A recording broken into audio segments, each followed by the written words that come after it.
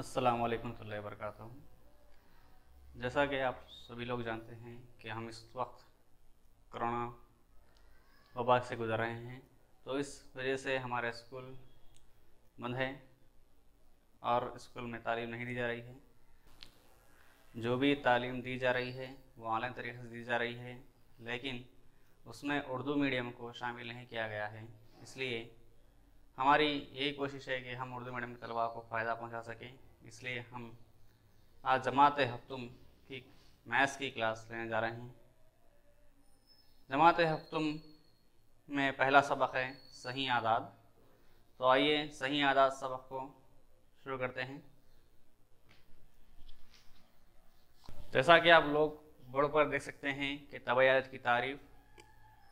तबाई आदाद यानी कि ऐसे आदाद जो हम आमतौर पर गिनती के लिए इस्तेमाल करते हैं, जैसे 1 2 3 4, वही तबाई आदाद हैं।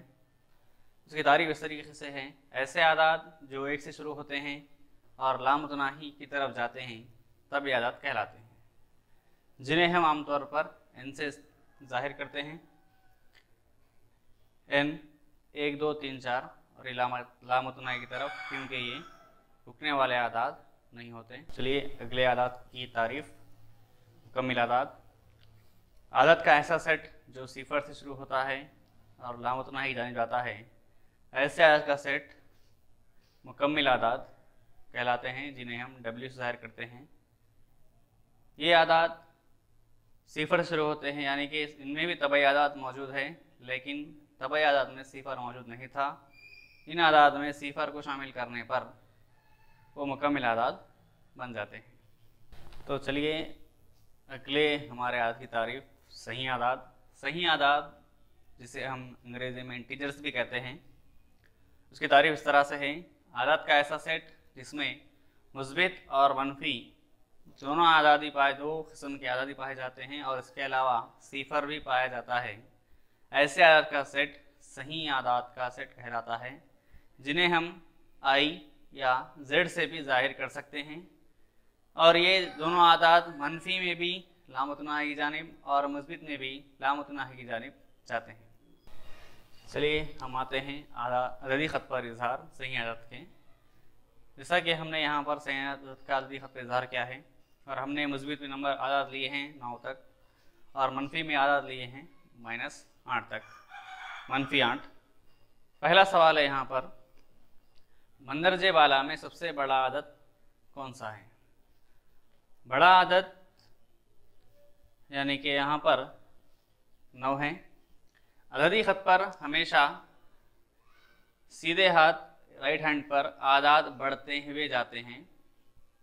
जैसा कि अब ये सही आदाद है, इसलिए लेफ्ट हैंड पे मनफी आदाद रहेंगे और मनफी आदाद जितना अदद बड़ा माइनस में रहेगा वो उतना ही छोटा होगा।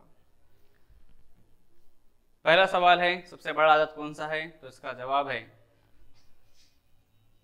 9। दूसरा सवाल, सबसे छोटा सही अदद कौन सा है?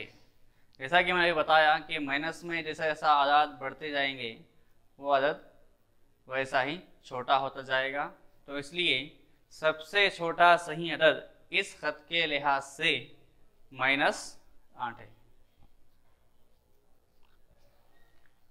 बिट नंबर 3, क्या आदद 7 बड़ा है 3 से? ये मुस्बित आदाद में से है। क्या आदद 7 बड़ा है 3 से?